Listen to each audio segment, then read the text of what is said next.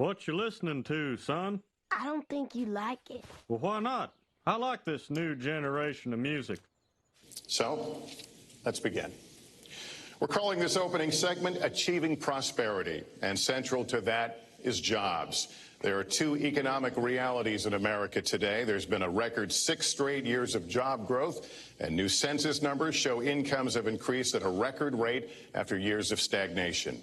However, income inequality remains significant, and nearly half of Americans are living paycheck to paycheck.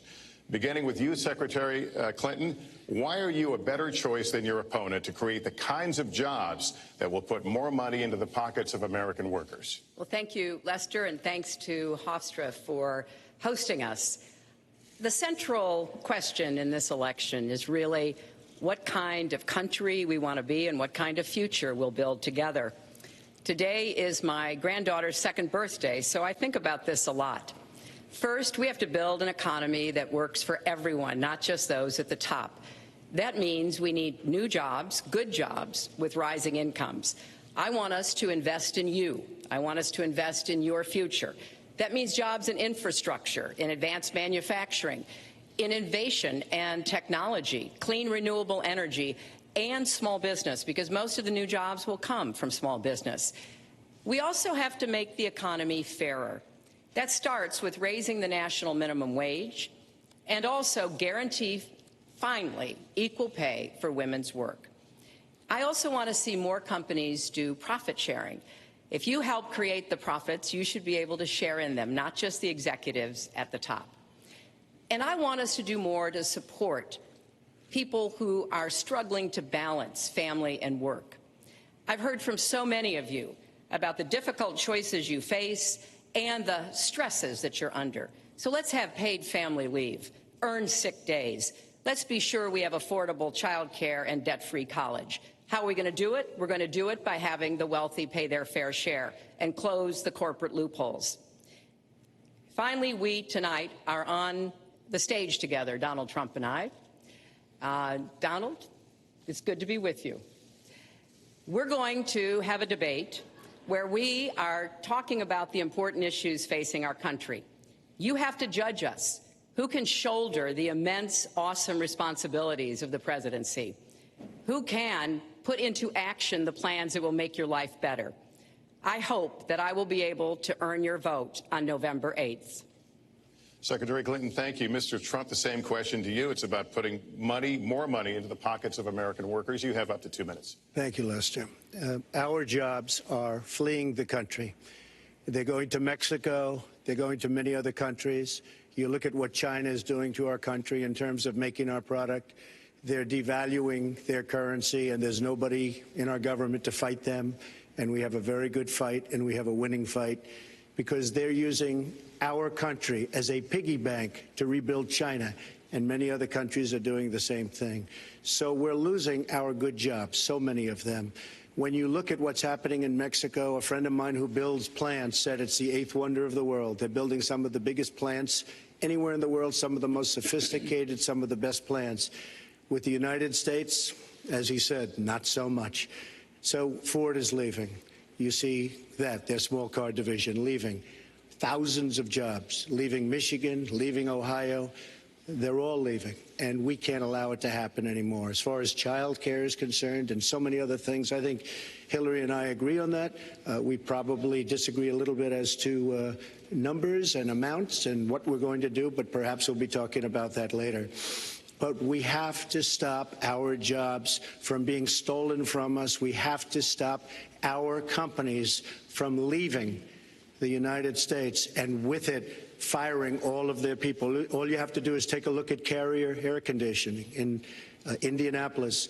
They left, fired 1,400 people. They're going to Mexico. So many, hundreds and hundreds of companies are doing this. We cannot let it happen. Under my plan, I'll be reducing taxes tremendously, from 35% to 15% for companies, small and big businesses. That's going to be a job creator like we haven't seen since Ronald Reagan. It's going to be a beautiful thing to watch. Companies will come, they will build, they will expand, new companies will start. and I look very, very much forward to doing it. We have to renegotiate our trade deals, and we have to stop these countries from stealing our companies and our jobs. Secretary Clinton, would you like to respond? Well, I think that trade is an important issue. Of course, we are 5% of the world's population. We have to trade with the other 95%. And we need to have smart, fair trade deals. We also, though, need to have a tax system that rewards work and not just financial transactions. And the kind of plan that Donald has put forth would be trickle-down economics all over again. In fact, it would be the most extreme version, the biggest tax cuts for the top percent of the people in this country than we've ever had. I call it trumped up trickle-down, because that's exactly what it would be. That is not how we grow the economy. We just have a different view about what's best for growing the economy, how we make investments that will actually produce jobs and rising incomes. I think we come at it from somewhat different perspectives. I understand that. You know, Donald was very fortunate in his life, and that's all to his benefit. He started his business with $14 million borrowed from his father, and he really believes that the more you help wealthy people, the better off we'll be, and that everything will work out from there. I don't buy that.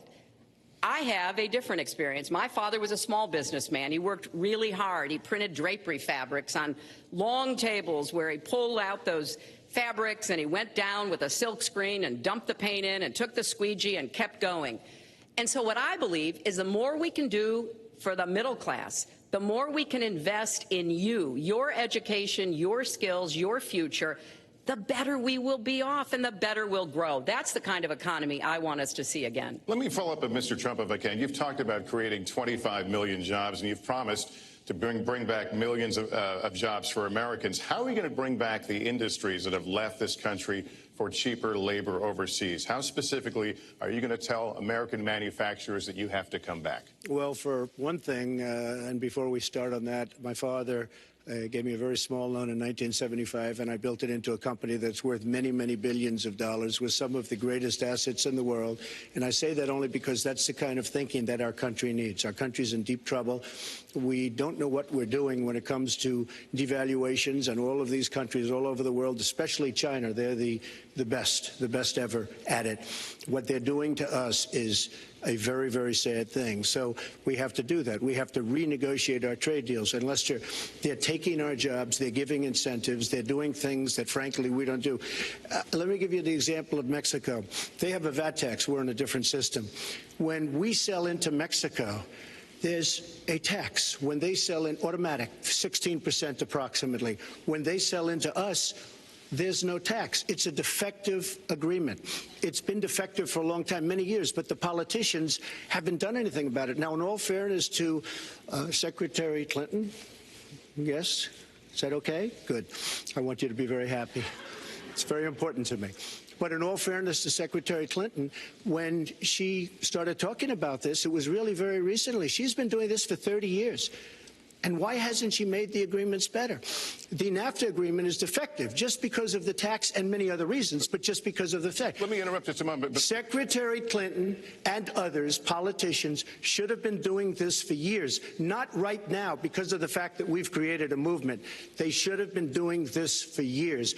What's happened to our jobs and our country and our economy generally is, look, we owe $20 trillion.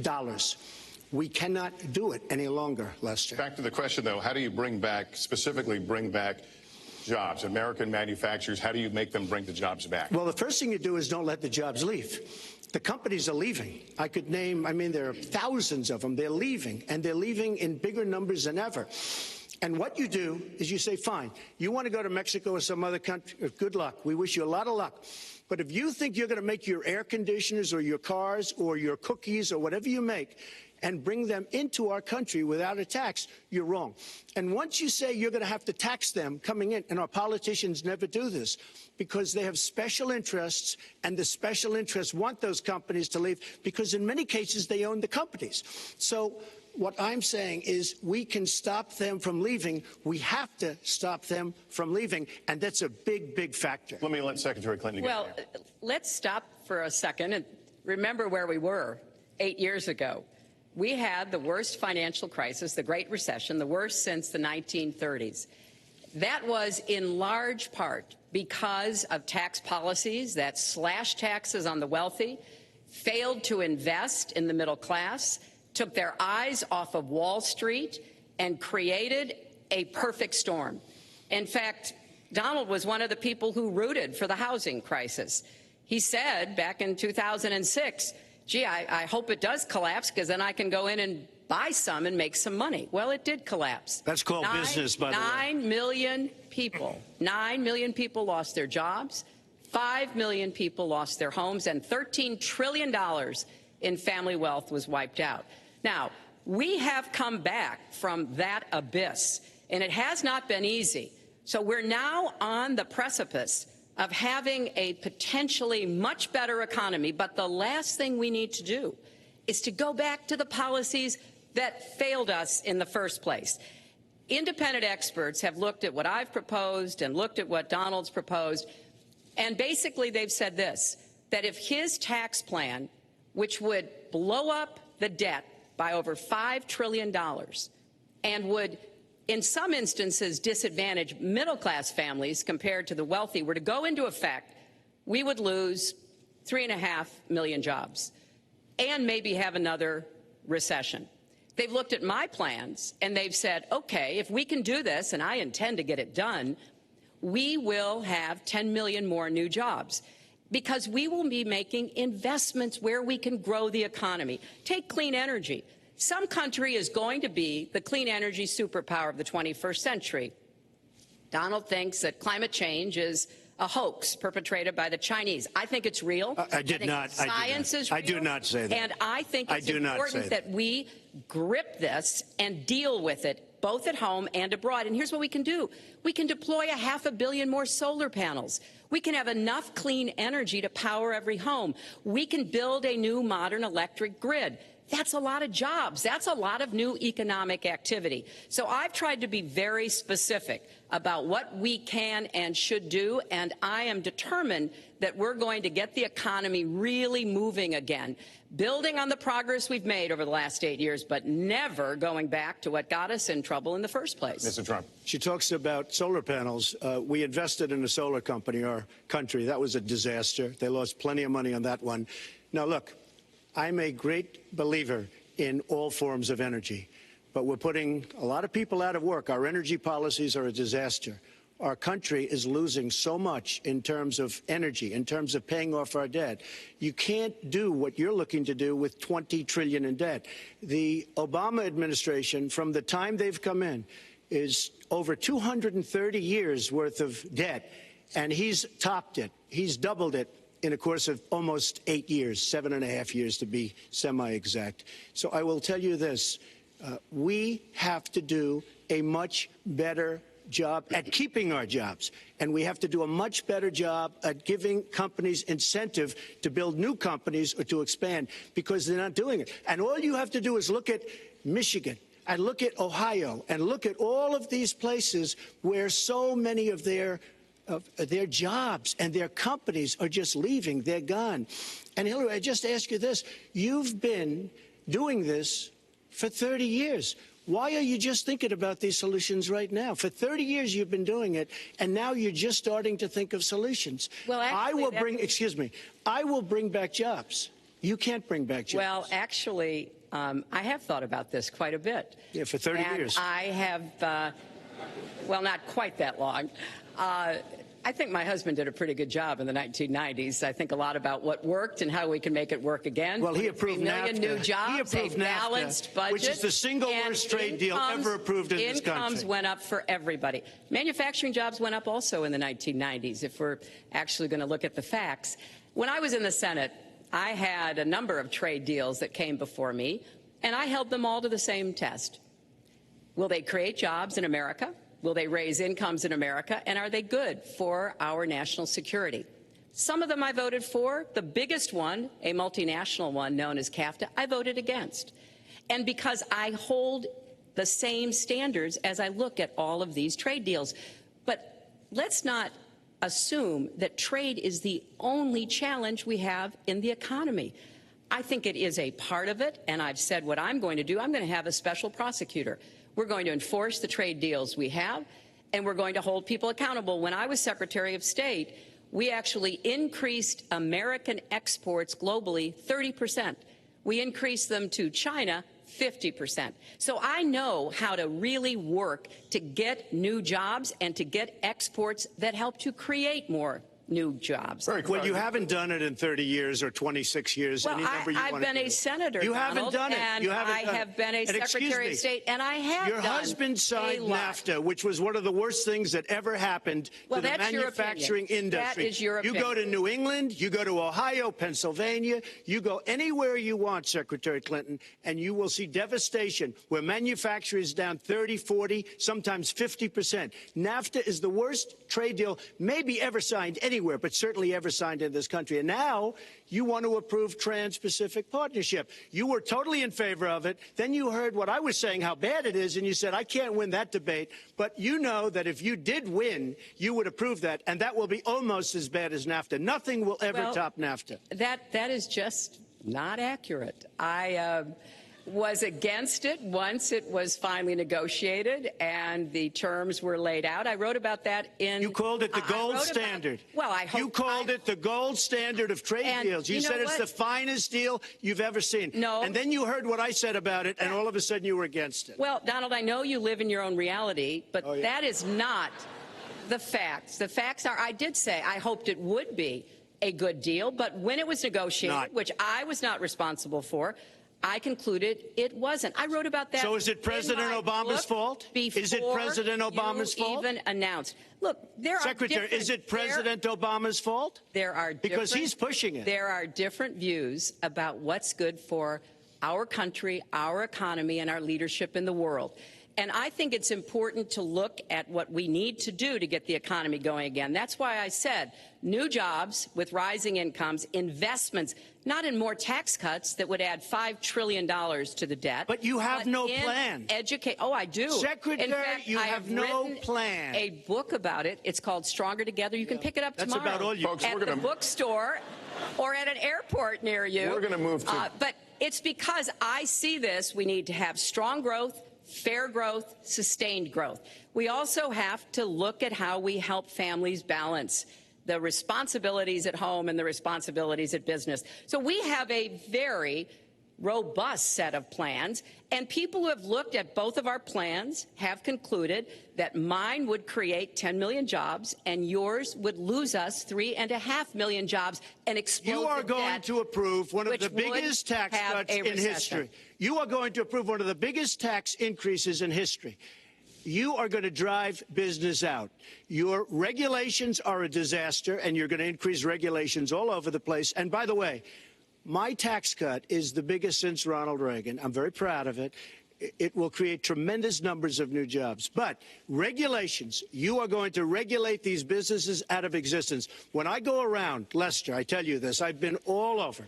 And when I go around, despite the tax cut, the things that business and people like the most is the fact that I'm cutting regulation. You have regulations on top of regulations, and new companies cannot form, and old companies are going out of business, and you want to increase the regulations and make them even worse. I'm going to cut regulations, but I'm going to cut taxes big league, and you're going to raise taxes big league. End of story. Let me get you to pause right there, because we're going to move into the next segment. We're going to talk taxes. That can't be left to stand. Please take 30 seconds. I kind of assumed that there would be a lot of these charges and claims. And so we have taken the homepage of my website, HillaryClinton.com, and we've turned it into a fact checker. So if you want to see in real time what the facts are, please go and take a look. And take a look at mine also, and you'll see. Not add a penny to the debt. And your plans would add $5 trillion to the debt. What I have proposed would cut regulations and streamline them for small businesses. What I have proposed would be paid for by raising taxes on the wealthy, because they have made all the gains in the economy. And I think it's time that the wealthy and corporations paid their fair share to support this country. Well, you just opened the next segment. Well, look, can I just finish? Actually, I think I should. I'm going to give you a chance right here. With the and new you take a look at her segment, website. She's going to raise taxes $1.3 trillion. Mr. Trump, and look at her website. You know what? It's no different than this. She's telling us how to fight ISIS. Just go to her website. She tells you how to fight ISIS on her website. I don't think General Douglas MacArthur would like that too much. The next segment, we're continuing the subject of... Well, at least I have a plan to fight ISIS. No, you're telling the enemy everything you want to do. No, we're not. See, you're telling the enemy everything you want to do. No wonder you've been fighting. No wonder you've been fighting ISIS your entire adult life. Folks, go to the fact checkers, get to work. You are unpacking a lot here, and we're still on the issue of achieving prosperity. And I want to talk about taxes. The fundamental difference between the two of you concerns the wealthy. Secretary Clinton, you're calling for a tax increase in the wealthiest Americans. I'd like you to further defend that. And Mr. Trump, you're calling for tax cuts for the wealthy. I'd like you to defend that. And this next 2-minute answer goes to you, Mr. Trump. Well, I'm really calling for major jobs because the wealthy are going to create tremendous jobs. They're going to expand their companies. They're going to do a tremendous job. I'm getting rid of the carried interest provision. And if you really look, it's not a tax. It's really not a great thing for the wealthy. It's a great thing for the middle class. It's a great thing for companies to expand.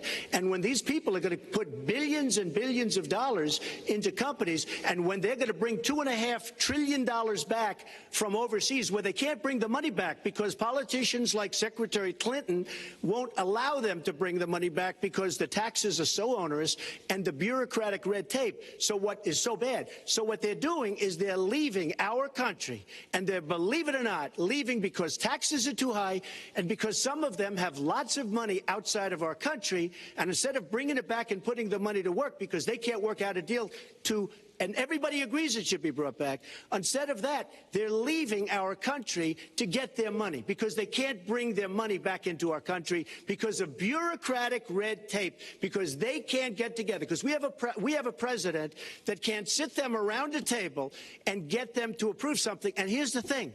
Republicans and Democrats agree that this should be done. $2.5 trillion. I happen to think it's double that. It's probably $5 trillion that we can't bring into our country, Lester. And with a little leadership, you'd get it in here very quickly, and it could be put to use on the inner cities and lots of other things, and it would be beautiful. But we have no leadership. And honestly, that starts with Secretary Clinton. All right, you have 2 minutes on the same question to defend tax increases on the wealthiest Americans, Secretary Clinton. I have a feeling that by the end of this evening, I'm going to be blamed for everything that's ever happened. Why not? Why not? Yeah, why not? You know, just join the debate by saying more crazy things. Now, let me say there's nothing crazy about not letting our companies bring their money back into their country. This is Secretary Clinton's 2 minutes, please. Yeah, well, let's start the clock again, Lester. We've looked at your tax proposals. I don't see changes in the corporate tax rates or the kinds of proposals you're referring to that would cause the repatriation, bringing back of money that's stranded overseas. I happen to support that. I happen to support that in a way that will actually work to our benefit. But when I look at what you have proposed, you have what is called now the Trump loophole, because it would so advantage you and the business you do. You've proposed an approach that has a $4 billion tax benefit for your family. And when you look at what you are proposing, it is, as I said, trumped up trickle down. Trickle down did not work. It got us into the mess we were in 2008 and 9. Slashing taxes on the wealthy hasn't worked, and a lot of really smart, wealthy people know that. And they are saying, hey, we need to do more to make the contributions we should be making to rebuild the middle class. I don't think top-down works in America. I think building the middle class, investing in the middle class, making college debt-free so more young people can get their education, helping people refinance their debt from college at a lower rate. Those are the kinds of things that will really boost the economy. Broad-based, inclusive growth is what we need in America, not more advantages for people at the very top. Mr. Trump, typical politician, all talk, no action, sounds good, doesn't work, never going to happen. Our country is suffering because people like Secretary Clinton have made such bad decisions in terms of our jobs and in terms of what's going on. Now, look, we have the worst revival of an economy since the Great Depression. And believe me, we're in a bubble right now. And the only thing that looks good is the stock market. But if you raise interest rates even a little bit, that's going to come crashing down. We are in a big, fat, ugly bubble. And we better be awfully careful. And we have a Fed that's doing political things. This Janet Yellen of the Fed is doing political by keeping the interest rates at this level. And believe me, the day Obama goes off and he leaves and he goes out to the golf course for the rest of his life to play golf, when they raise interest rates, you're going to see some very bad things happen because the Fed is not doing their job. The Fed is being more political than Secretary Clinton. Mr. Trump, we're talking about the burden that Americans have to pay, yet you have not released your tax returns. And the reason nominees have released their returns for decades is that voters will know if their potential president owes money to, who owes it to, and any business conflicts. Don't Americans have a right to know if there are any conflicts of interest? I don't mind releasing. I'm under a routine audit, and it'll be released. And as soon as the audit's finished, it'll be released. But you will learn more about Donald Trump by going down to the federal elections, where I filed a 104-page, essentially financial statement of sorts, the forms that they have. It shows income. In fact, the income, I just looked today, the income is filed at $694 million for this past year. $694 million. If you would have told me I was going to make that 15 or 20 years ago, I would have been very surprised. But that's the kind of thinking that our country needs. When we have a country that's doing so badly, that's being ripped off by every single country in the world, it's the kind of thinking that our country needs because everybody... Lester, we have a trade deficit with all of the countries that we do business with of almost $800 billion a year. You know what that is? That means who's negotiating these trade deals? We have people that are political hacks negotiating our trade deals. The IRS says an audit of your taxes, you're perfectly free to release your taxes during an audit. And so the question, does the public's right to know outweigh your personal... Well, I told you, I will release them as soon as the audit. Look, I've been under audit almost for 15 years. I know a lot of wealthy people that have never been audited. I said, do you get audited? I get audited almost every year. And in a way, I should be complaining. I'm not even complaining. I don't mind it. It's almost become a way of life. I get audited by the IRS, but other people don't. I will say this. We have a situation in this country that has to be taken care of. I will release my tax returns against my lawyer's wishes when she releases her 33,000 emails that have been deleted. As soon as she releases them, I will release my tax returns. And that's against my lawyers. They say, don't do it. I will tell you this. No, in fact, watching shows, reading the papers, almost every lawyer says you don't release your returns until the audit's complete. When the audit's complete, I'll do it. But I would go against them if she releases her email. So it's negotiable? It's not negotiable. No, let her release the email. Why did she delete 33,000? Well, I'll let her ask that, but let me just admonish the audience one more time. There was an agreement. We did ask you to be silent, so it would be helpful for us. Secretary Clinton. Well, I think you've just seen another example of bait and switch here. For 40 years, everyone running for president has released their tax returns. You can go and see nearly, I think, 39, 40 years of our tax returns, but everyone has done it. We know the IRS has made clear there is no prohibition on releasing it when you're under audit. So you've got to ask yourself, why won't he release his tax returns? And I think there may be a couple of reasons. First, maybe he's not as rich as he says he is. Second, maybe he's not as charitable as he claims to be. Third, we don't know all of his business dealings, but we have been told through investigative reporting that he owes about $650 million to Wall Street and foreign banks.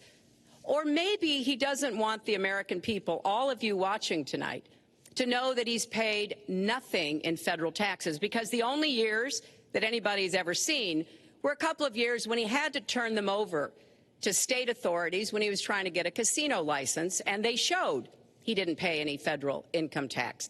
So if he's paid zero, that means zero for troops, zero for vets, zero for schools or health. And I think probably he's not all that enthusiastic about having the rest of our country see what the real reasons are, because it must be something really important, even terrible, that he's trying to hide. And the financial disclosure statement, they don't give you the tax rate. They don't give you all the details that tax returns would. And it just seems to me that this is something that the American people deserve to see. And I have no reason to believe that he's ever going to release his tax returns, because there's something he's hiding. And we'll guess. We'll keep guessing at what it might be that he's hiding.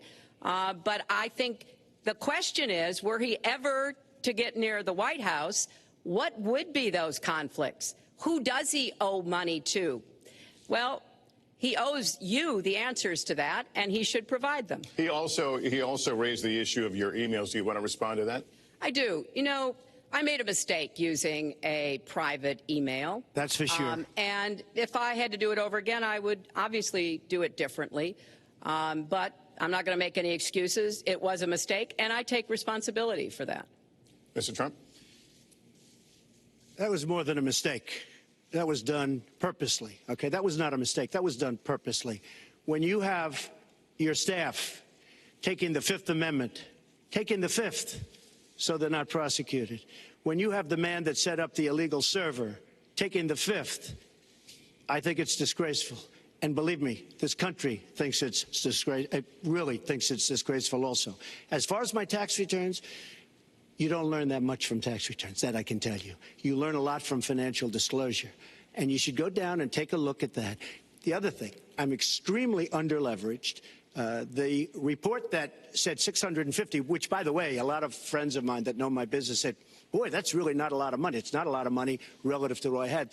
The buildings that were in question, they said in the same report, which was actually wasn't even a bad story, to be honest with you, but the buildings are worth $3.9 billion. And the 650 isn't even on that. But it's not 650. It's much less than that. But I could give you a list of banks. I would, if that would help you, I would give you a list of banks. These are very fine institutions, very fine banks. I could do that very quickly. I am very underleveraged. I have a great company. I have a tremendous income. And the reason I say that is not in a braggadocious way. It's because it's about time that this country had somebody running it that has an idea about money. When we have $20 trillion in debt and our country's a mess. You know, it's one thing to have $20 trillion in debt and our roads are good and our bridges are good and everything's in great shape. Our airports are like from a third world country. You land at LaGuardia, you land at Kennedy, you land at LAX, you land at Newark, and you come in from Dubai and Qatar and you see these incredible, you come in from China, you see these incredible airports and you land, we've become a third world country. So, the worst of all things has happened. We owe $20 trillion, and we're a mess. We haven't even started.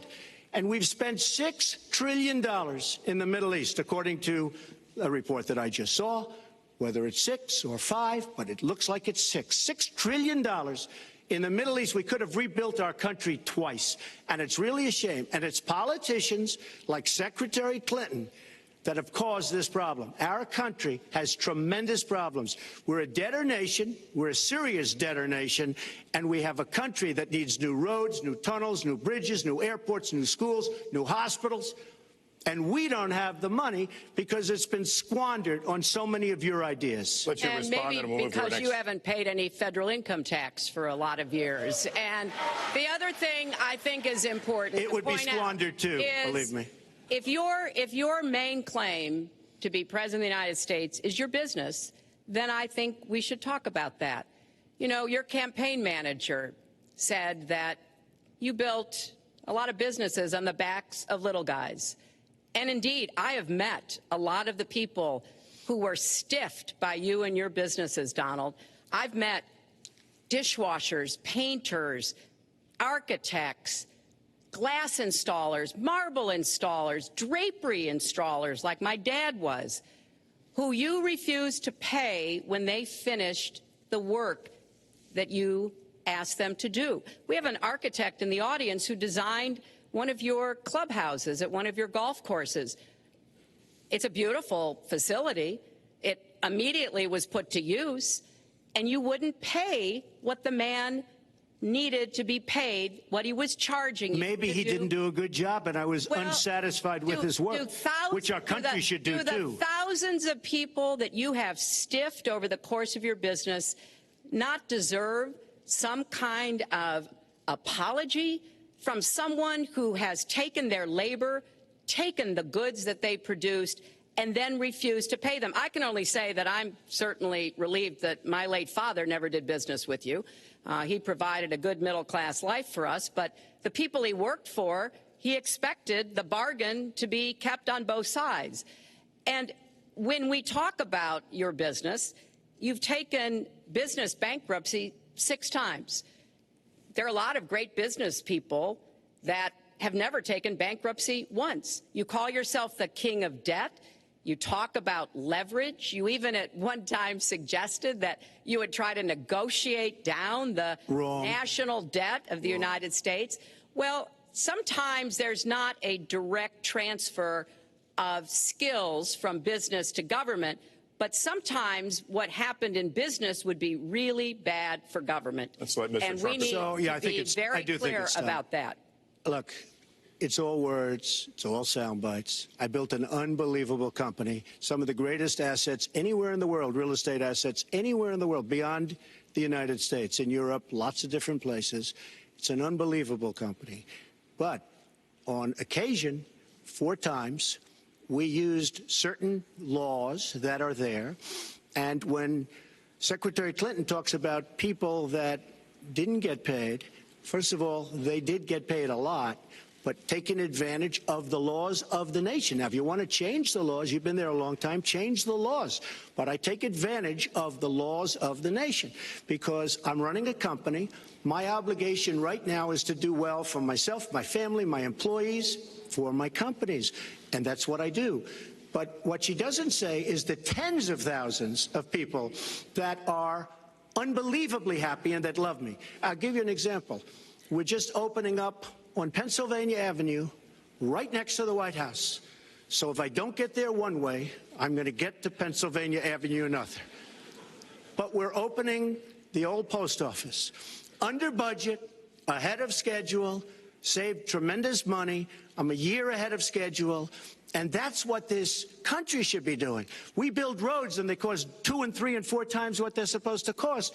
We buy products for our military and they come in at costs that are so far above what they were supposed to be because we don't have people that know what they're doing. When we look at the budget is bad to a large extent because we have people that have no idea as to what to do and how to buy. The Trump International is way under budget and way ahead of schedule, and we should be able to do that for our country. Well, we're well behind schedule, so I want to move to our next segment. We move into our next segment talking about America's direction, and let's start by talking about race. The share of Americans who say race relations are bad in this country is the highest it's been in decades, much of it amplified by shootings of African Americans by police, as we've seen recently in Charlotte and Tulsa. Race has been a big issue in this campaign, and one of you is going to have to bridge a very wide and bitter gap. So how do you heal the divide? Secretary Clinton, you get 2 minutes on this. Well, you're right. Race remains a significant challenge in our country. Unfortunately, race still determines too much, often determines where people live, determines what kind of education in their public schools they can get, and yes, it determines how they're treated in the criminal justice system. We've just seen those 2 tragic examples in both Tulsa and Charlotte. And we've got to do several things at the same time. We have to restore trust between communities and the police. We have to work to make sure that our police are using the best training, the best techniques, that they're well prepared to use force only when necessary. Everyone should be respected by the law, and everyone should respect the law. Right now, that's not the case in a lot of our neighborhoods.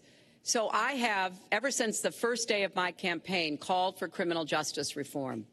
I've laid out a platform that I think would begin to remedy some of the problems we have in the criminal justice system.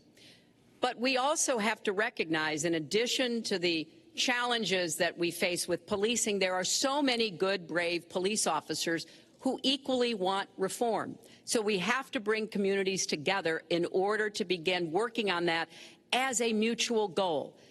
And we've got to get guns out of the hands of people who should not have them. The gun epidemic is the leading cause of death of young African-American men, more than the next 9 causes put together. So we have to do 2 things, as I said. We have to restore trust. We have to work with the police. We have to make sure they respect the communities and the communities respect them. And we have to tackle the plague of gun violence, which is a big contributor to a lot of the problems that we're seeing today. All right, Mr. Trump, you have 2 minutes. How do you heal the divide? Well, first of all, Secretary Clinton doesn't want to use a couple of words, and that's law and order. And we need law and order. If we don't have it, we're not going to have a country. And when I look at what's going on in Charlotte, a city I love, a city where I have investments, when I look at what's going on throughout various parts of our country, whether it's, I can just keep naming them all day long. We need law and order in our country. And I just got today, as you know, the endorsement of the Fraternal Order of Police. We just came in. We have endorsements from, I think, almost every police group, a large percentage of them in the United States. We have a situation where we have our inner cities, African Americans, Hispanics, are living in hell because it's so dangerous. You walk down the street, you get shot. In Chicago, they've had thousands of shootings, thousands, since January 1st. Thousands of shootings. And I'm saying, where is this? Is this a war-torn country? What are we doing? And we have to stop the violence. We have to bring back law and order. In a place like Chicago, where thousands of people have been killed, thousands over the last number of years. In fact, almost 4,000 have been killed since Barack Obama became president. Almost 4,000 people in Chicago have been killed. We have to bring back law and order. Now, whether or not in a place like Chicago you do stop and frisk, which worked very well, Mayor Giuliani is here, it worked very well in New York, it brought the crime rate way down. But you take the gun away from criminals that shouldn't be having it. We have gangs roaming the street, and in many cases, they're illegally here, illegal immigrants, and they have guns, and they shoot people. And we have to be very strong, and we have to be very vigilant. We have to know what we're doing. Right now, our police, in many cases, are afraid to do anything. We have to protect our inner cities because African-American communities are being decimated by crime. Your 2 minutes expired, but I do want to follow up. Stop and frisk was ruled unconstitutional in New York because it largely singled out Black and Hispanic young men. No, you're wrong. It went before a judge who was a very against police judge.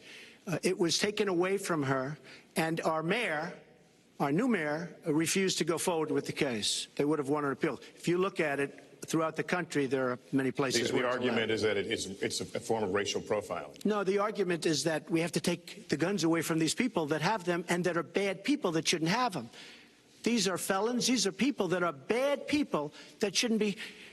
When you have 3,000 shootings in Chicago from January 1st, when you have 4,000 people killed in Chicago by guns from the beginning of the presidency of Barack Obama, his hometown, you have to have stop and frisk. You need more police.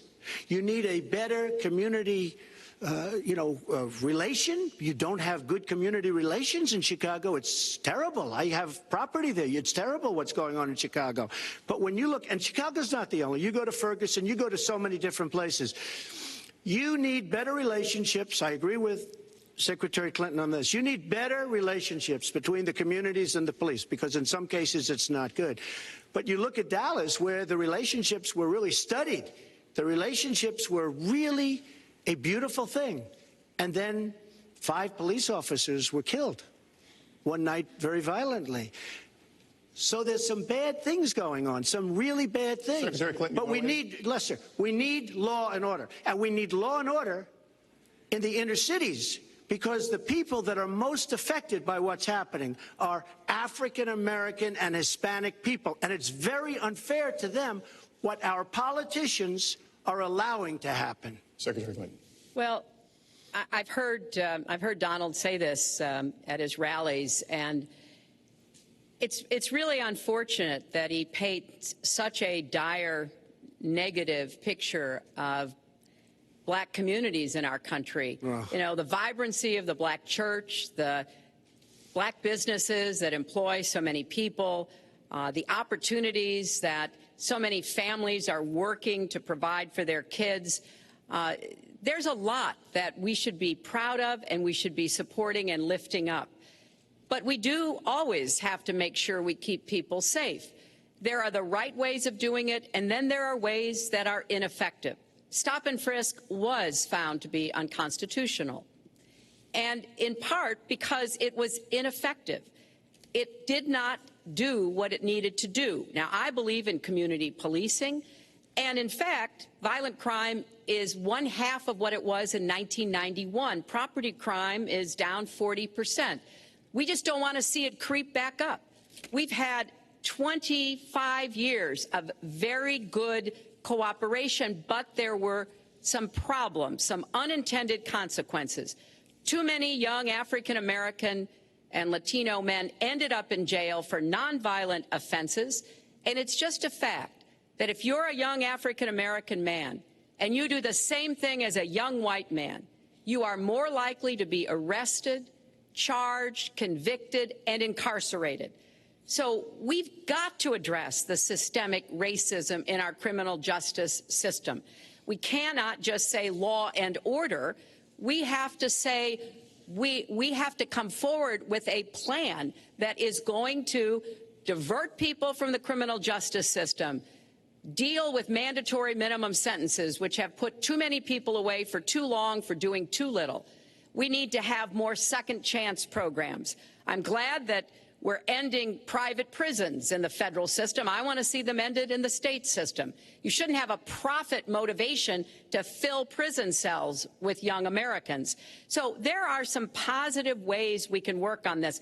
And I believe strongly that common sense gun safety measures would assist us right now. And this is something Donald has supported along with the gun lobby. Right now, we've got too many military-style weapons on the streets. In a lot of places, our police are outgunned. We need comprehensive background checks, and we need to keep guns out of the hands of those who will do harm. And we finally need to pass a prohibition on anyone who's on the terrorist watch list from being able to buy a gun in our country. If you're too dangerous to fly, you are too dangerous to buy a gun. So there are things we can do, and we ought to do it in a bipartisan way. Secretary Clinton, last week you said we've got to do everything possible to improve policing, to go right at implicit bias. Do you believe that police are implicitly biased against black people? Lester, I think implicit bias is a problem for everyone, not just police. I think, unfortunately, too many of us in our great country jump to conclusions about each other. And therefore, I think we need all of us to be asking hard questions about, you know, why am I feeling this way? But when it comes to policing, since it can have literally fatal consequences, I have said in my first budget we would put money into that budget to help us deal with implicit bias by retraining a lot of our police officers. I met with a group of very distinguished, experienced police chiefs a few weeks ago. They admit it's an issue. They've got a lot of concerns. Mental health is one of the biggest concerns because now police are having to handle a lot of really difficult mental health problems on the street. They want support. They want more training. They want more assistance. And I think the federal government could be in a position where we would offer and provide that. I'd like to respond. Please. First of all, I agree, and a lot of people, even within my own party, want to give certain rights to people on watch lists and no-fly lists. I agree with you. When a person is on a watch list or a no-fly list, and I have the endorsement of the NRA, which I'm very proud of. These are very, very good people, and they're protecting the Second Amendment. But I think we have to look very strongly at no-fly lists and watch lists. And when people are on there, even if they shouldn't be on there, we'll help them. We'll help them legally. We'll help them get off. But I tend to agree with that quite strongly. I do want to bring up the fact that you were the one that brought up the word super predator about young black youth. And that's a term that I think was it's been horribly met, as you know. I think you've apologized for it. But I think it was a terrible thing to say. And when it comes to stop and frisk, you know, you're talking about taking guns away. Well, I'm talking about taking guns away from gangs and people that use them.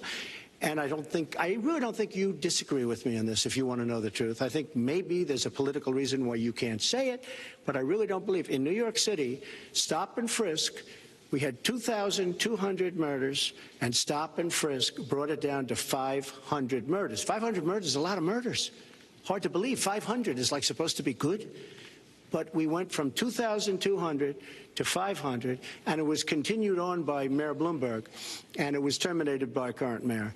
But stop and frisk had a tremendous impact on the safety of New York City, tremendous beyond belief. So when you say it has no impact, it really did. It had a very, very big impact. Well, it's also fair to say, if we're going to talk about mayors, that under the current mayor, crime has continued to drop, including murders. So there you're is. Wrong. You're wrong. No, I'm not. Murders are up.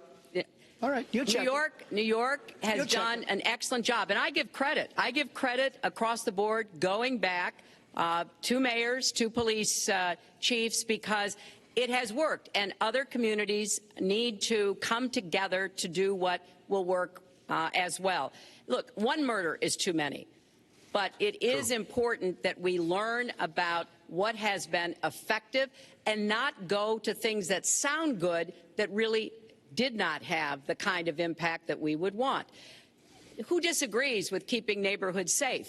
But let's also add, no one should disagree about respecting the rights of young men who live in those neighborhoods. And so we need to do a better job of working again with the communities, faith communities, business communities, as well as the police, to try to deal with this problem. This conversation is about race, and so, Mr. Trump, I have to ask you. But I'd like to just respond, if I might. Please, 20 seconds. I'd just like to respond. Please respond, then I've got to follow up. Look, the African-American community has been let down by our politicians. They talk good around election time, like right now, and after the election, they said, see you later, I'll see you in 4 years.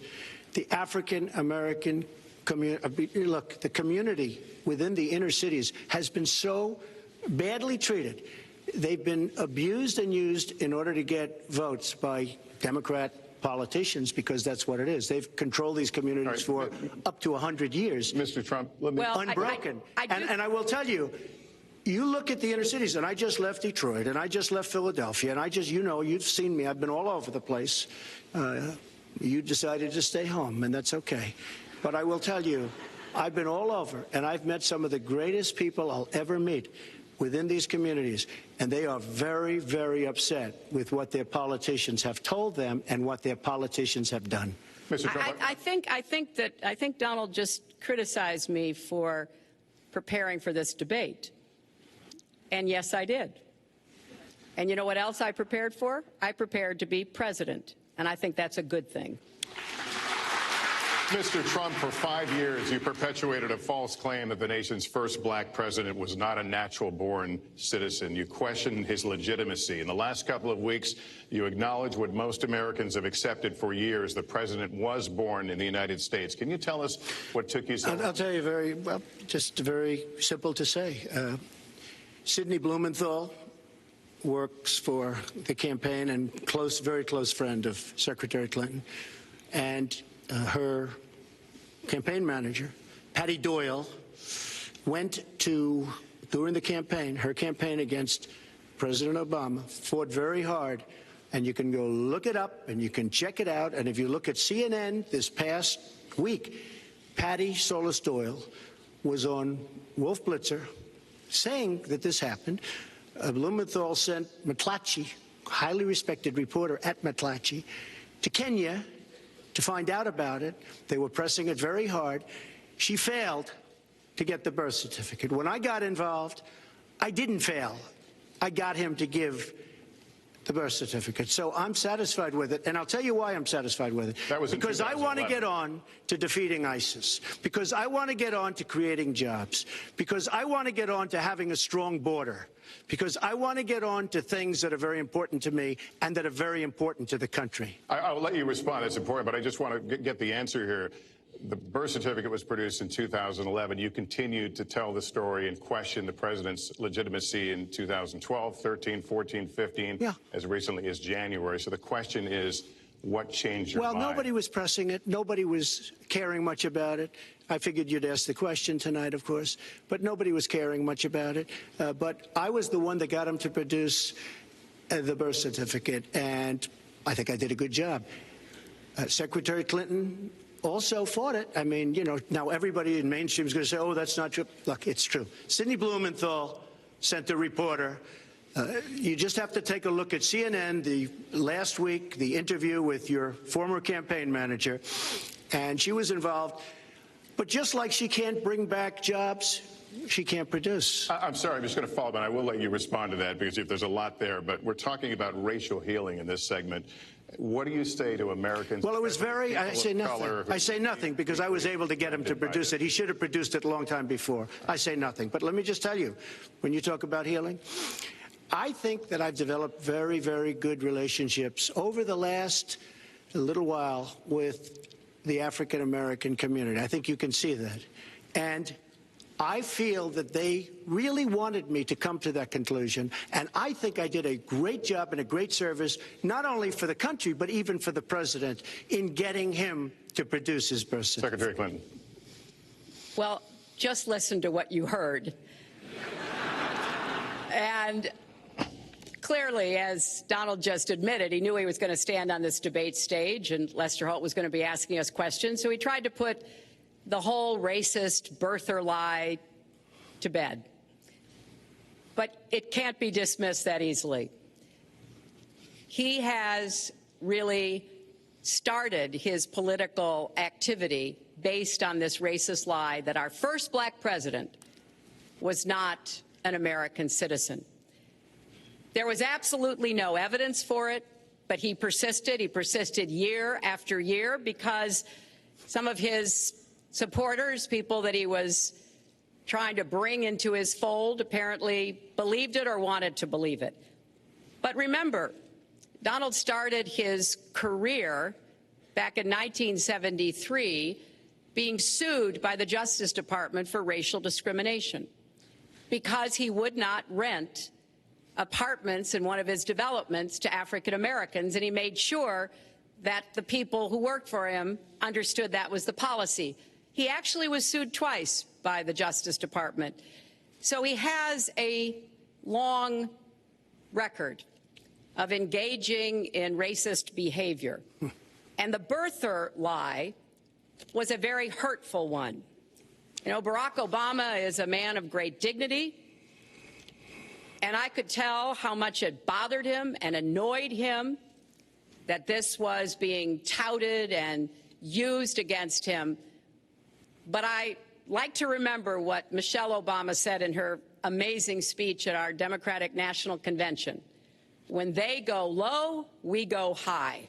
And Barack Obama went high, despite Donald Trump's best efforts to bring him down. Mr. Trump, you can respond, and we're going to move on to the next segment. I would love to respond. First of all, I got to watch, in preparing for this, some of your debates against Barack Obama. You treated him with terrible disrespect.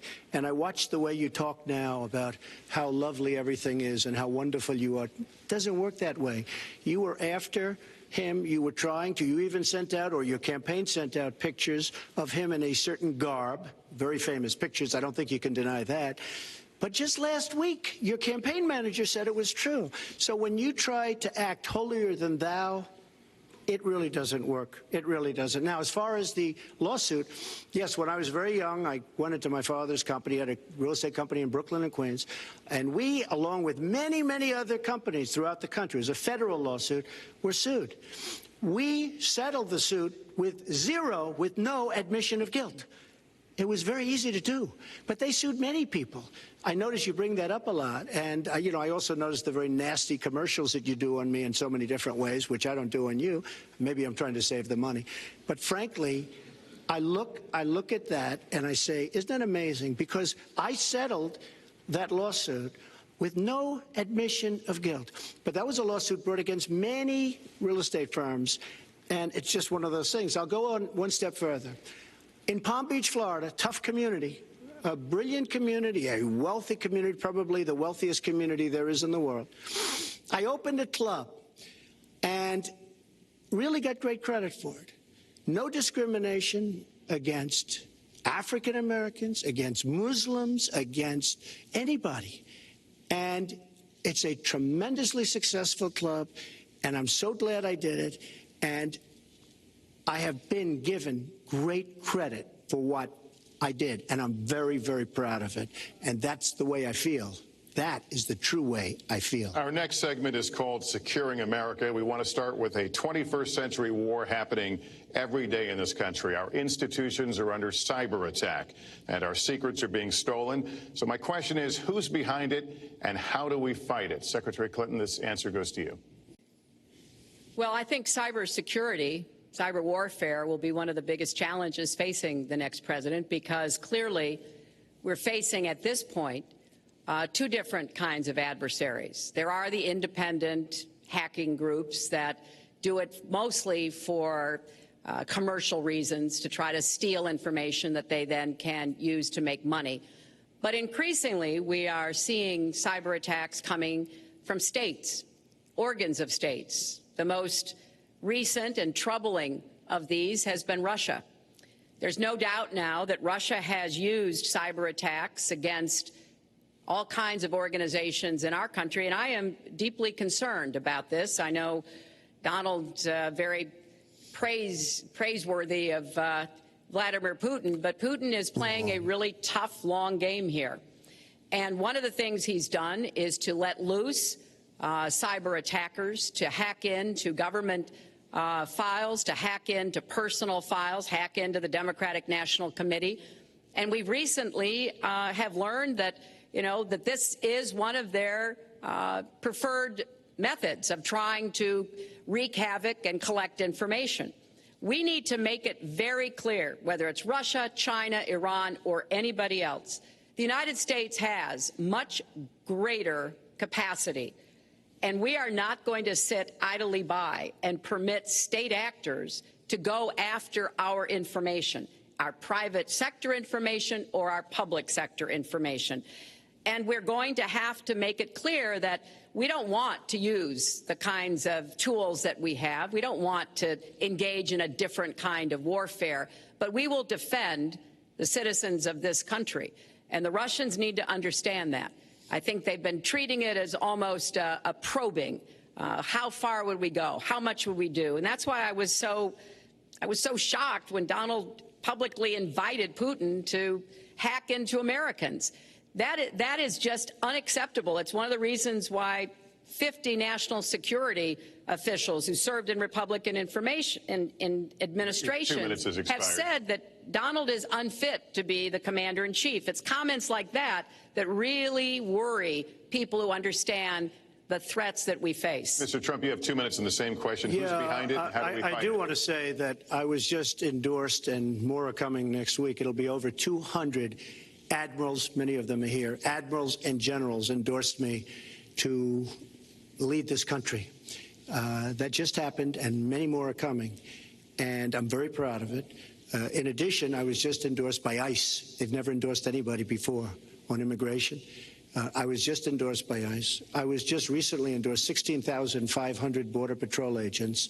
So when Secretary Clinton talks about this, I mean, I'll take the admirals and I'll take the generals any day over the political hacks that I see that have led our country so brilliantly over the last 10 years with their knowledge, okay? Because look at the mess that we're in. Look at the mess that we're in. As far as the cyber, I agree to parts of what Secretary Clinton said. We should be better than anybody else, and perhaps we're not. I don't think anybody knows it was Russia that broke into the DNC. She's saying Russia, Russia, Russia, but maybe it was. I mean, it could be Russia, but it could also be China.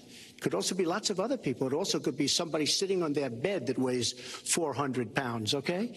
You don't know who broke in to DNC, but what did we learn with DNC? We learned that Bernie Sanders was taken advantage of by your people, by Debbie Wasserman Schultz. Look what happened to her. But Bernie Sanders was taken advantage of. That's what we learned. Now, whether that was Russia, whether that was China, whether it was another country, we don't know. Because the truth is, under President Obama, we've lost control of things that we used to have control over. We came in with the Internet. We came up with the Internet. And I think Secretary Clinton and myself would agree very much. When you look at what ISIS is doing with the Internet, they're beating us at our own game, ISIS. So we have to get very, very tough on cyber and cyber warfare. It is a huge problem. I have a son. He's 10 years old. He has computers. He is so good with these computers. It's unbelievable. The security aspect of cyber is very, very tough, and maybe it's hardly doable. But I will say we are not doing the job we should be doing. But that's true throughout our whole governmental society. We have so many things that we have to do better, Lester, and certainly cyber is one of them. Secretary Clinton. Well, I think there are a number of issues that we should be addressing. I have put forth a plan to defeat ISIS. It does involve going after them online. I think we need to do much more with our tech companies to prevent ISIS and their operatives from being able to use the Internet to radicalize, even direct people in our country and Europe and elsewhere. But we also have to intensify our air strikes against ISIS and eventually support our Arab and Kurdish partners to be able to actually take out ISIS in Raqqa and their claim of being a caliphate. We're making progress. Our military is assisting in Iraq, and we're hoping that within the year we'll be able to push ISIS out of Iraq and then, really squeeze them in Syria.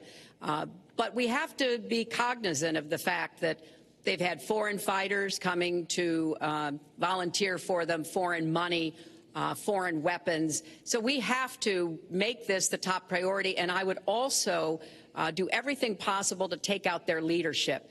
I was involved in a number of efforts to take out al-Qaeda leadership when I was Secretary of State, including, of course, taking out bin Laden, and I think we need to go after Baghdadi as well, make that one of our organizing principles, because we've got to defeat ISIS, and we've got to do everything we can to disrupt their propaganda efforts online. You mentioned ISIS, and we think of ISIS certainly as over there, but there are American citizens who have been inspired to commit acts of terror on American soil. The latest incident, of course, the bombings we just saw in New York and New Jersey, the knife attack at a mall in Minnesota, and the last year, deadly attacks in San Bernardino and Orlando.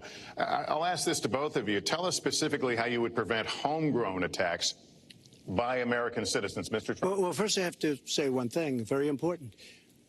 Secretary Clinton is talking about taking out ISIS. We will take out ISIS. Well, President Obama and Secretary Clinton created a vacuum the way they got out of Iraq, because they got out, they shouldn't have been in, but once they got in, the way they got out was a disaster, and ISIS was formed. So she talks about taking them out. She's been doing it a long time. She's been trying to take them out for a long time. But they wouldn't have even been formed if they left some troops behind, like 10,000 or maybe something more than that. And then you wouldn't have had them. Or, as I've been saying for a long time, and I think you'll agree because I said it to you once, had we taken the oil, and we should have taken the oil, ISIS would not have been able to form either, because the oil was their primary source of income. And now they have the oil all over the place, including the oil, a lot of the oil in Libya, which was another one of her disasters. Secretary Clinton. Well, I hope the fact checkers are turning up the volume and really working hard. Donald supported the invasion of Iraq. Wrong. That is absolutely wrong. Proved over and over again. Wrong. He actually advocated for the actions we took in Libya and urged that Gaddafi be taken out after actually doing some business with him one time. But the larger point, he says this constantly, is George W. Bush made the agreement about when American troops would leave Iraq, not Barack Obama. And the only way that American troops could have stayed in Iraq is to get an agreement from the then Iraqi government that would have protected our troops. And the Iraqi government would not give that. But let's talk about the question you asked, Lester. The question you asked is, what do we do here in the United States? That's the most important part of this. How do we prevent attacks? How do we protect our people? And I think we've got to have an intelligence surge where we are looking for every scrap of information. I was so proud of law enforcement in New York, in Minnesota, in New Jersey. You know, they responded so quickly, so professionally to the attacks that occurred by Rahami. And they brought him down. And we may find out more information because he is still alive, which may prove to be an intelligence benefit. So we've got to do everything we can to vacuum up intelligence from Europe, from the Middle East. That means we've got to work more closely with our allies. And that's something that Donald has been very dismissive of. We're working with NATO, the longest military alliance in the history of the world, to really turn our attention to terrorism. We're working with our friends in the Middle East, many of which, as you know, are Muslim-majority nations. Donald has consistently insulted Muslims abroad, Muslims at home, when we need to be cooperating with Muslim nations and with the American Muslim community. They're on the front lines. They can provide information to us that we might not get anywhere else. They need to have close working cooperation with law enforcement in these communities, not be alienated and pushed away, as some of Donald's rhetoric, unfortunately, has led to. Mr. Well, I'd have to respond. Please respond. The Secretary said very strongly about working with. We've been working with them for many years. And we have the greatest mess anyone's ever seen. You look at the Middle East, it's a total mess. Under your direction to a large extent. But you look at the Middle East, you started the Iran deal. That's another beauty where you have a country that was ready to fall. I mean, they were doing so badly. They were choking on the sanctions, and now they're going to be actually probably a major power at some point pretty soon, the way they're going. But when you look at NATO, I was asked on a major show, what do you think of NATO? And you have to understand, I'm a business person. I did really well, but I have common sense. And I said, well, I'll tell you, I haven't given lots of thought to NATO, but two things. Number one, the 28 countries of NATO, many of them aren't paying their fair share. Number two, and that bothers me because we should be, yes, we're defending them, and they should at least be paying us what they're supposed to be paying by treaty and contract. And number two, I said, and very strongly, NATO could be obsolete because, and I was very strong on this, and it was actually covered very accurately in the New York Times, which is unusual for the New York Times, to be honest. But I said they do not focus on terror. And I was very strong, and I said it numerous times. And about 4 months ago, I read on the front page of the Wall Street Journal that NATO is opening up a major terror division. And I think that's great. And I think we should get, because we pay approximately 73% of the cost of NATO. It's a lot of money to protect other people. But I'm all for NATO. But I said they have to focus on terror also. And they're going to do that. And that was, believe me, I'm sure I'm not going to get credit for it, but that was largely because of what I was saying and my criticism of NATO. I think we have to get NATO to go into the Middle East with us, in addition to surrounding nations, and we have to knock the hell out of ISIS, and we have to do it fast. When ISIS formed in this vacuum created by Barack Obama and Secretary Clinton, and believe me, you were the ones that took out the troops. Not only that, you named the day. They couldn't believe it. They sat back probably and said, I can't believe it. They said, no, wait a minute. We've covered when they formed, this is something that never should have happened. It should have never happened. Now, you're talking about taking out ISIS, but you were there and you were Secretary of State when it was a little infant. Now it's in over 30 countries.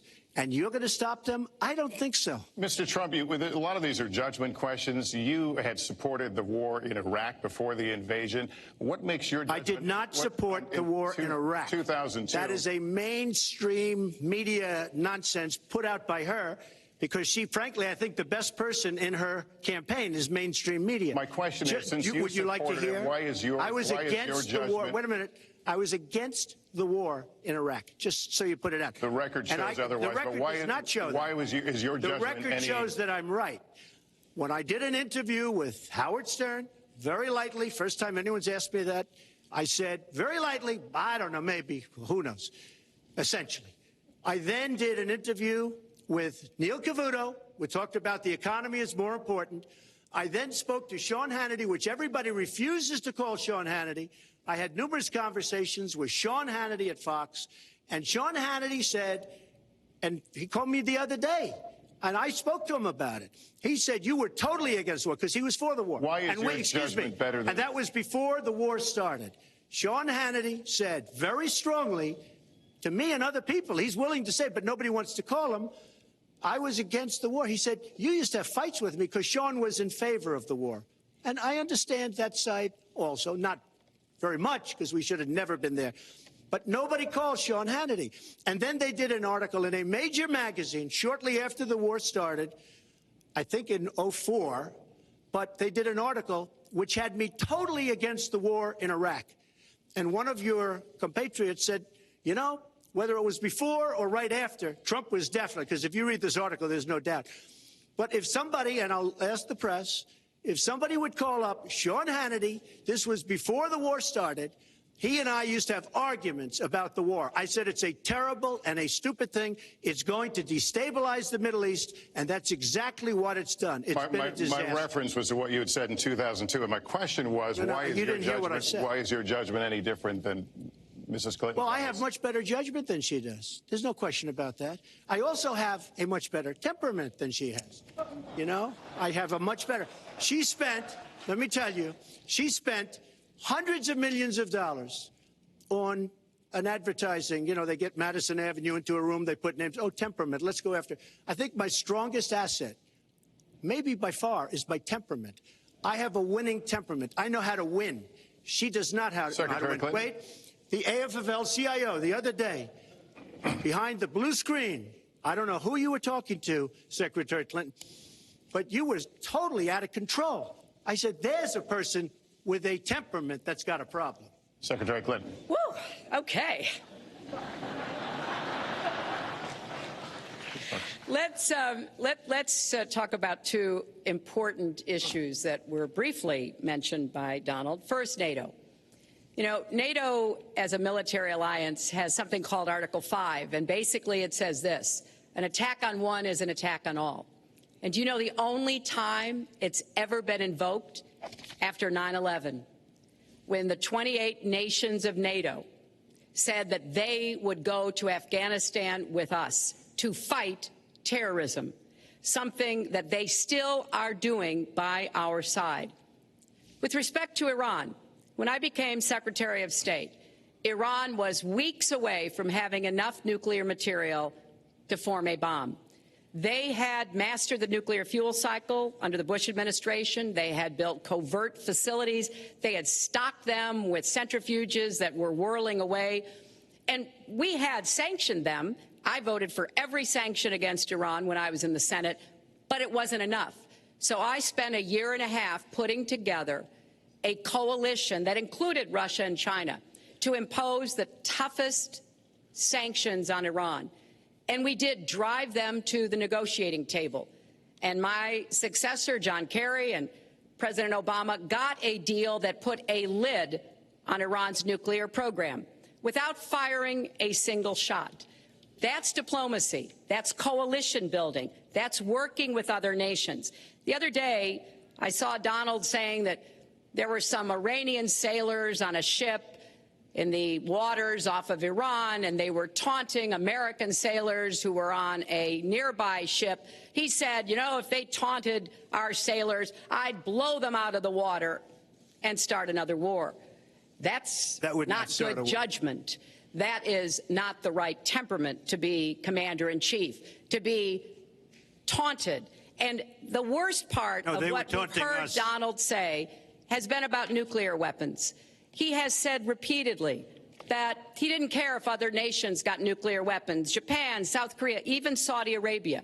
It has been the policy of the United States, Democrats and Republicans, to do everything we could to reduce the proliferation of nuclear weapons. He even said, well, you know, if there were a nuclear war in the East Asia, well, you know, that's fine. You know, have a good time, folks. And in fact, his cavalier attitude about nuclear weapons is so deeply troubling.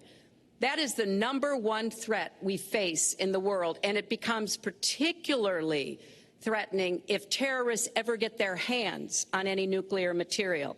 So a man who can be provoked by a tweet should not have his fingers anywhere near the nuclear codes, as far as I think anyone with any sense about this should be concerned. That line's getting a little bit old, I must say. Listen, it's a good one, though. I would like to, well describes the problem. It's not an accurate one at all.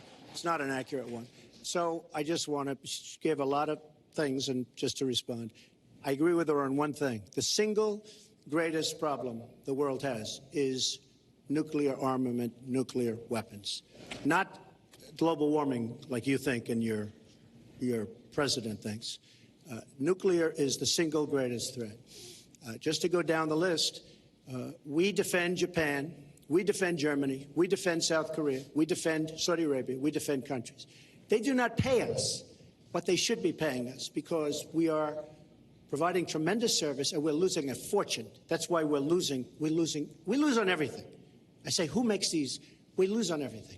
Well, I said that it's very possible that if they don't pay a fair share, because this isn't 40 years ago where we could do what we're doing. We can't defend Japan, a behemoth selling us cars by the million. We need to move on. Wait, but it's very important. All I said was they may have to defend themselves or they have to help us out. We're a country that owes $20 trillion. They have to help us out. As far as the nuclear is concerned, I agree. It is the single greatest threat that this country has. Which leads my next question as we enter our last segment here still on the subject of securing America. On nuclear weapons, President Obama reportedly considered changing the nation's longstanding policy on first use. Do you support the current policy? Mr. Trump, you have 2 minutes on that. Well, I have to say that, you know, for what Secretary Clinton was saying about nuclear with Russia, she's very cavalier in the way she talks about various countries. But Russia's been expanding. They have a much newer capability than we do. We have not been updating from the new standpoint. I looked the other night, I was seeing B-52s. They're old enough that your father, your grandfather could be flying them. We are not keeping up with other countries. I would like everybody to end it, just get rid of it. But I would certainly not do first strike. I think that once the nuclear alternative happens, it's over. At the same time, we have to be prepared. I can't take anything off the table because you look at some of these countries. You look at North Korea. We're doing nothing there. China should solve that problem for us. China should go into North Korea. China is totally powerful as it relates to North Korea. And by the way, another one powerful is the worst deal I think I've ever seen negotiated that you started is the Iran deal. Iran is one of their biggest trading partners. Iran has power over North Korea. And when they made that horrible deal with Iran, they should have included the fact that they do something with respect to North Korea. And they should have done something with respect to Yemen and all these other places. And when asked to Secretary Kerry, why didn't you do that? Why didn't you add other things into the deal? One of the great giveaways of all time, including $400 million in cash. Nobody's ever seen that before. That turned out to be wrong. It was actually $1.7 billion in cash. Obviously, I guess, for the hostages, it certainly looks that way. So you say to yourself, why didn't they make the right deal? This is one of the worst deals ever made by any country in history. The deal with Iran will lead to nuclear problems. All they have to do is sit back 10 years, and they don't have to do much, and they're going to end up getting nuclear. I met with Bibi Netanyahu the other day. Believe me, he is not a happy camper. All right. Mrs. Clinton, Secretary Clinton, you have 2 minutes. Let me start by saying words matter. Words matter when you run for president, and they really matter when you are president. And I want to reassure our allies in Japan and South Korea and elsewhere that we have mutual defense treaties and we will honor them. It is essential that America's word be good. And so I know that this campaign has caused some questioning and some worries on the part of many leaders across the globe. I've talked with a number of them. But I want to, on behalf of myself and I think on behalf of a majority of the American people, say that, our word is good. It's also important that we look at the entire global situation. There's no doubt that we have other problems with Iran, but personally, I'd rather deal with the other problems having put that lid on their nuclear program than still to be facing that. And Donald never tells you what he would do. Would he have started a war? Would he have bombed Iran? If he's going to criticize a deal that has been very successful in giving us access to Iranian facilities that we never had before, then he should tell us what his alternative would be. But it's like his plan to defeat ISIS. He says it's a secret plan, but the only secret is that he has no plan. So we need to be more precise in how we talk about these issues. People around the world follow our presidential campaigns so closely, trying to get hints about what we will do. Can they rely on us? Are we going to lead the world with strength and in accordance with our values? That's what I intend to do. I intend to be a leader of our country that people can count on, both here at home and around the world, to make decisions that will further peace and prosperity, but also stand up to bullies, whether they're abroad or at home. We cannot let those who would try to destabilize the world, to interfere with American interests and security, to be given any opportunities at all. Let's do one thing I'd like to say. Very quickly. I will go very quickly, but I will tell you that Hillary will tell you to go to her website and read all about how to defeat ISIS, which she could have defeated by never having it, get going in the first place. Right now, it's getting tougher and tougher to defeat them because they're in more and more places, more and more states, more and more nations. Mr. Trump. And it's a big problem. And as far as Japan is concerned, I want to help all of our allies. But we are losing billions and billions of dollars. We cannot be the policeman of the world. We cannot protect countries all over the world where they're not paying us what we need. We have just a few final questions. She doesn't say that because she's got no business ability. We need heart. We need a lot of things. But you have to have some basic ability. And sadly, she doesn't have that. All of the things that she's talking about could have been taken care of during the last 10 years, let's say, while she had great power. But they weren't taken care of. And if she ever wins this race, they won't be taken care of. Mr. Trump, this year, Secretary Clinton became the first woman nominated for president by a major party. Earlier this month, you said she doesn't have, quote, a presidential look. She's standing here right now. What did you mean by that? She doesn't have the look. She doesn't have the stamina. I said she doesn't have the stamina. And I don't believe she does have the stamina. To be president of this country, you need tremendous stamina. The quote was, I just don't think she has a presidential look. Wait a minute, Leslie, you asked me a question. Did you ask me a question? You have to be able to negotiate our trade deals. You have to be able to negotiate, that's right, with Japan, with Saudi Arabia. I mean, can you imagine we're defending Saudi Arabia, and with all of the money they have, we're defending them and they're not paying? All you have to do is speak to them. Wait, you have so many different things you have to be able to do, and I don't believe that Hillary has the stamina. Let's let her respond.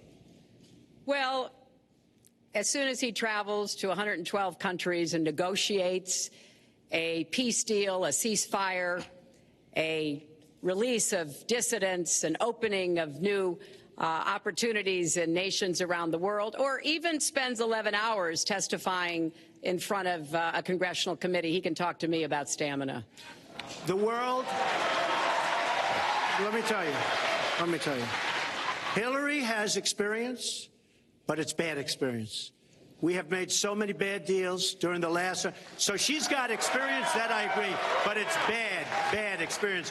Whether it's the Iran deal that you're so in love with, where we gave them $150 billion back, whether it's the Iran deal, whether it's anything you can name, you almost can't name a good deal. I agree. She's got experience, but it's bad experience. And this country can't afford to have another 4 years of that kind of experience. We are at the final question. One thing, Very Lester, quickly, is, he tried to switch from looks to stamina.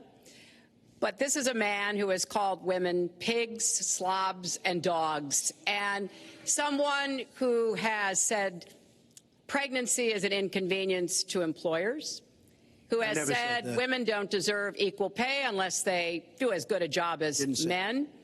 And one of the worst things he said was about a woman in a beauty contest. He loves beauty contests, supporting them and hanging around them. And he called this woman Miss Piggy.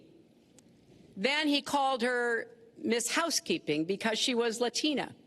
Donald, she has a name. Where did you find her this? name is Alicia Machado. Where did you find and it? she has become a U.S. citizen, and you can bet she's going to vote this November. Okay, good. Let me just tell you. Mr. Trump, we'll just take 10 seconds, and then we're going to have the final question. Hillary is hitting me with tremendous commercials. Some of it said in entertainment. Some of it said somebody who's been very vicious to me, Rosie O'Donnell. I said very tough things to her, and I think everybody would agree that she deserves it, and nobody feels sorry for her. But you want to know the truth?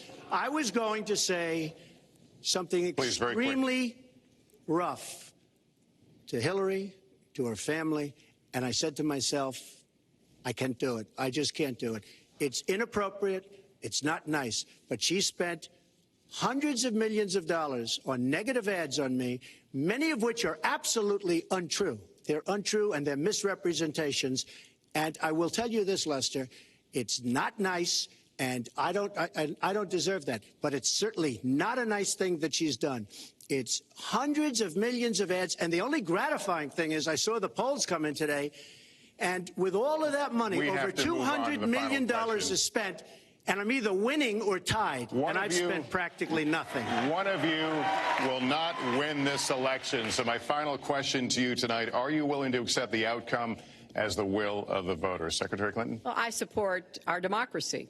And sometimes you win, sometimes you lose. But I certainly will support the outcome of this election. And I know Donald's trying very hard to plant doubts about it, but I hope the people out there understand this election's really up to you. It's not about us so much as it is about you and your families and the kind of country and future you want. So I sure hope you will get out and vote as though your future depended on it, because I think it does. Mr. Trump, very quickly, the same question. Will you accept the outcome as the will of the voters? I want to make America great again. We are a nation that is seriously troubled. We're losing our jobs. People are pouring into our country. The other day, we were deporting 800 people, and perhaps they passed the wrong button, they pressed the wrong button, or perhaps, worse than that, it was corruption. But these people that we were going to deport for good reason ended up becoming citizens. And it was 800, and now it turns out it might be 1,800, and they don't even know. Will you accept Look, the outcome here's of the the election? story. I want to make America great again. I'm going to be able to do it. I don't believe Hillary will. The answer is, if she wins, I will absolutely support her. All right. Well, that is going to do it for us. That concludes our debate for this evening, a spirited one. We covered a lot of ground, not everything, as I suspected we would. The next presidential debates are scheduled for October 9th at Washington University in St. Louis and October 19th at the University of Nevada, Las Vegas. The conversation will continue. A reminder, the vice presidential debate is scheduled for October 4th at Longwood University in Farmville, Virginia. My thanks to Hillary Clinton and to Donald Trump and to Hofstra University for hosting us tonight. Good night, everyone. Mother of God, it's all toilet sounds. Where did you record this?